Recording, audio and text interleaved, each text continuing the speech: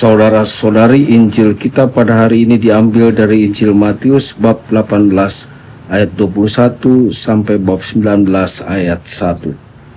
Sekali peristiwa datanglah Petrus kepada Yesus dan berkata, "Tuhan, sampai berapa kali aku harus mengampuni saudaraku jika ia berbuat dosa terhadapku? Sampai 7 kalikah?" Yesus menjawab, "Bukan hanya sampai 7 kali, melainkan sampai 70 kali 7 kali.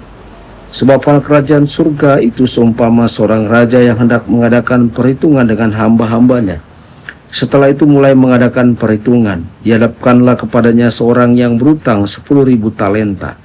Tetapi karena orang itu tidak mampu melunasi utangnya, raja lalu memerintahkan supaya ia beserta anak, istri, dan segala miliknya dijual untuk membayar utangnya. Maka bersujudlah hamba itu dan menyembah dia, katanya, 'Sabarlah dahulu, segala utangku akan kulunasi.' Tergeraklah hati raja oleh belas kasih akan hamba itu, sehingga hamba itu dibebaskannya dan utangnya pun dihapusnya. Tetapi ketika hamba itu keluar, ia bertemu dengan seorang hamba lain yang berutang 100 dinar kepadanya. Kawan itu segera ditangkap dan dicekik, katanya, 'Bayarlah hutangmu.' Maka sujudlah kawan itu dan minta kepadanya, 'Sabarlah dahulu, utangku itu akan kulunasi.' Tetapi ia menolak dan menyerahkan kawannya ke dalam penjara sampai semua utangnya ia lunasi. Melihat itu kawan-kawannya yang lain sangat sedih, lalu menyampaikan segala yang terjadi kepada tuan mereka. Kemudian raja memerintahkan memanggil orang itu dan berkata kepadanya, 'Hai hamba jahat, seluruh utangmu telah kuhapuskan oleh karena engkau memohonnya. Bukankah engkau pun harus mengasihani kawanmu seperti aku telah mengasihi engkau?' Maka marahlah tuannya dan menyerahkan dia kepada algojo sampai ia melunasi seluruh utangnya. Demikian pula Bapa-Ku di surga akan berbuat terhadapmu jika kalian tidak mengampuni saudaramu dengan segenap hatimu." Setelah Yesus selesai dengan pengajarannya, berangkatlah ia dari Galilea dan tiba di daerah Yudea di seberang sungai Yordan. Demikianlah sabda Tuhan. Terpujilah Kristus.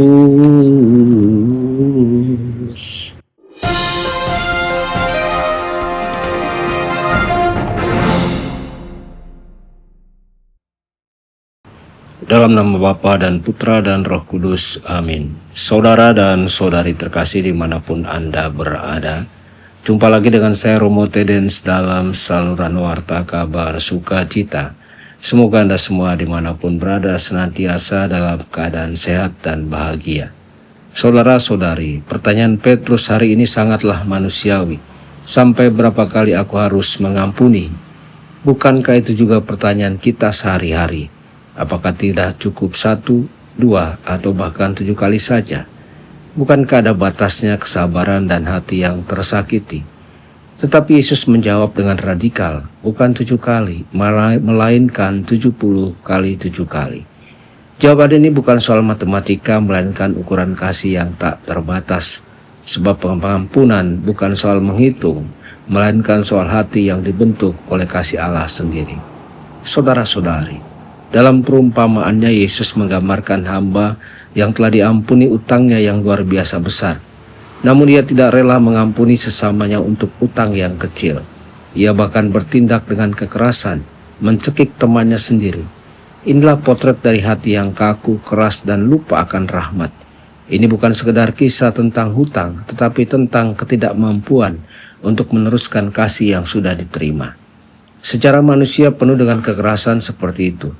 Di kamp Auschwitz, 10 orang dipilih untuk mati kelaparan sebagai balasan atas pelarian 1 orang. Salah satu bentuk kekejaman yang paling ekstrim yang oleh Paus Benediktus ke-16 disebut sebagai tempat horor dan kejahatan massal yang belum pernah terjadi sebelumnya.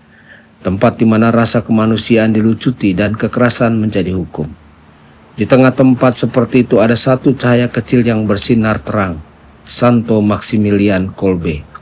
Ia tidak termasuk dalam 10 orang yang dipilih untuk mati.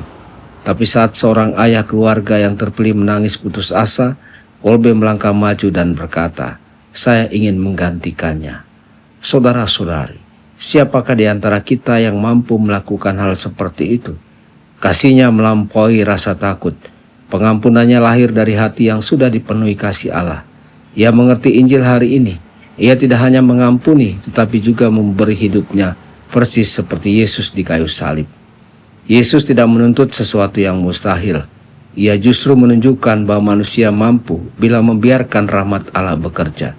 Kita semua pernah tersinggung, dilukai, disalahpahami. Kita ingin membalas atau paling tidak menjauh.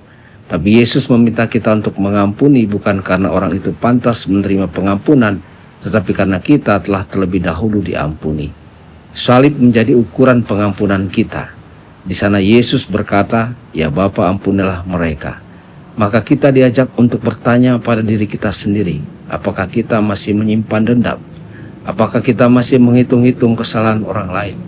Atau sudahkah kita mengukur hati kita dengan ukuran salib? Saudara-saudari, mari kita belajar dari dua hal hari ini.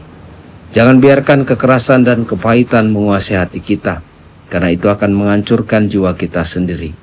Mari kita meladan kasih yang tanpa batas, seperti yang ditunjukkan oleh Santo Maximilian Kolbe, dan terlebih lagi oleh Kristus di salib. Mari kita mulai dari yang kecil, mengampuni dalam keluarga, di tempat kerja, di komunitas. Pengampunan bukan tanda kelemahan, tetapi kekuatan kasih yang sejati, dan kasih yang sejati selalu menyelamatkan. Tuhan Yesus memberkati Anda semua. Sabda Allah adalah kebenaran. Sabda Allah adalah kehidupan. Mari kita mencintainya, mari kita menghayatinya. Ya Tuhan yang ku muliakan, sabdamu